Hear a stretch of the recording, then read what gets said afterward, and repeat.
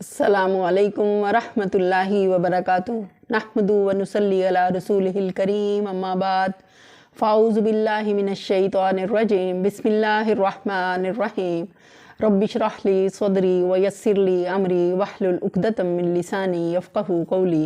वजअल ली वज़ीरम मिन अहली रब्बना ज़िदना इल्मा अल्लाहुम्मा फ़क़्क़िहना फ़िद्दीन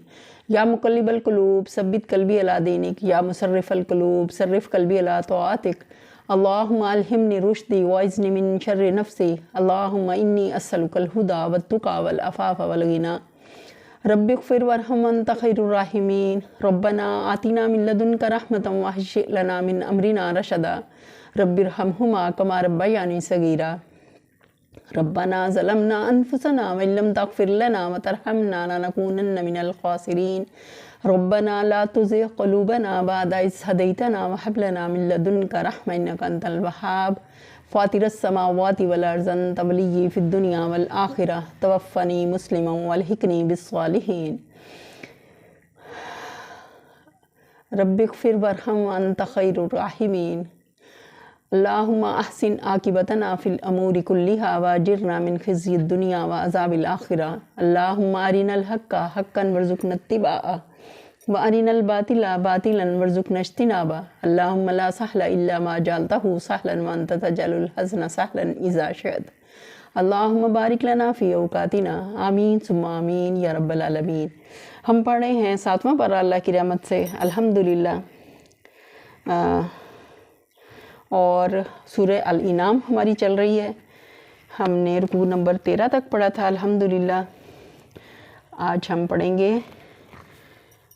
रुकू नंबर 13 से शुरू करेंगे आयत नंबर 56 इंशाल्लाह। कुल इन्नी नुहीतु अन अअबुदल्लज़ीना तदऊन मिन दूनिल्लाह कुल ला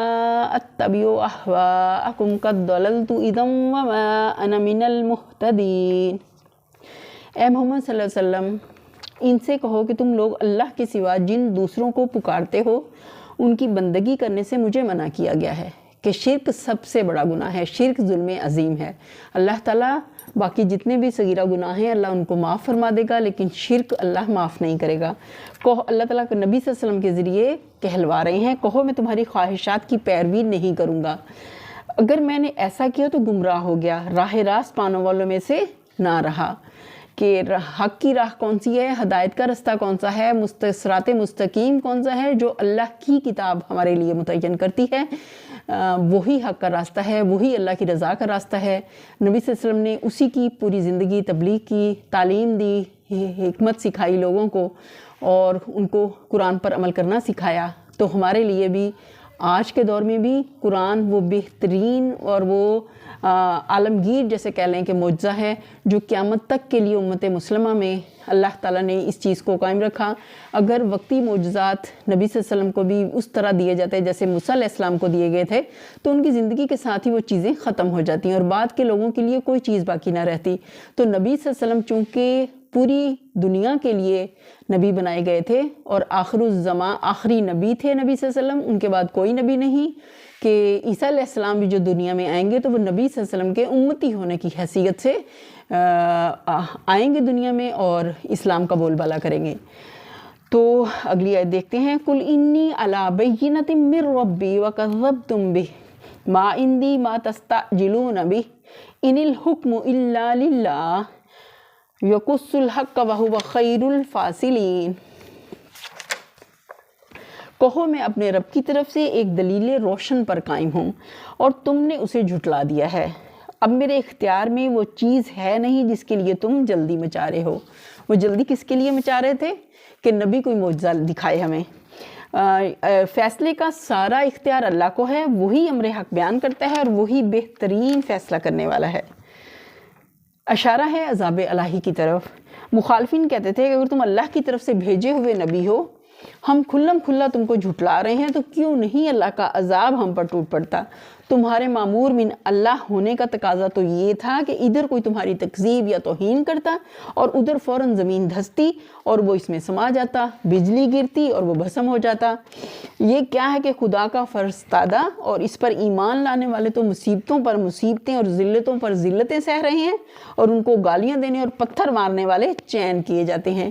کہ دنیا مومن کے لیے قید خانہ ہے۔ نبی صلی اللہ علیہ وسلم نے فرمایا اور کافر کے لیے دنیا جنت ہے، کہ جہاں وہ اپنی منمانیاں کرتا پھرتا ہے انسان، تو آخرت میں پھر اس کے لیے کوئی چیز نہیں۔ لیکن مومن جو اللہ کی رضا کو سامنے رکھتے ہوئے اپنی زندگی گزارتا ہے، ہر قدم پھونک پھونک پر رکھتا ہے، ہر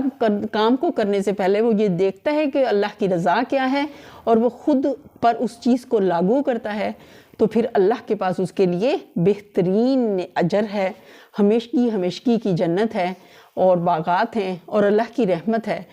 تو اللہ تعالیٰ ہمیں اس گروہ میں شامل کرنا جو تیری اطاعت پر کاربند ہیں اور ہر حال میں تیری رضا چاہتے ہیں، اور سچے دل سے